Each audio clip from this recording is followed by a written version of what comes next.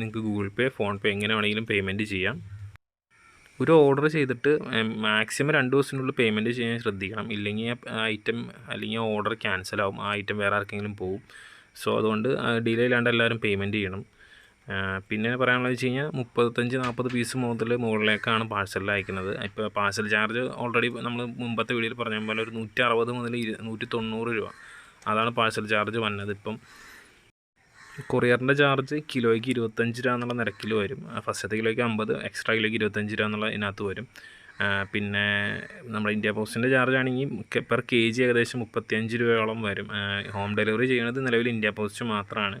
അല്ല, നിങ്ങളിപ്പോൾ ഒരു ഷോപ്പ് നടത്തുകയാണെന്നുണ്ടെങ്കിൽ ഷോപ്പിലേക്ക് ഡെലിവറി ഇപ്പം പാഴ്സലാണെങ്കിലും പാഴ്സലിൽ കിട്ടും, അല്ല കൊറിയറാണെങ്കിൽ കൊറിയറിൽ കിട്ടും. പാഴ്സൽ ഓഫീസിൽ സംസാരിച്ച് നിങ്ങളുടെ അവിടെ ബ്രാഞ്ചിൽ സംസാരിച്ച് ഡീൽ ചെയ്യേണ്ടതാണ് സ്പോട്ട് ഡെലിവറി, ഗോഡൗൺ ഡെലിവറിക്ക് വേണ്ടിയിട്ട്.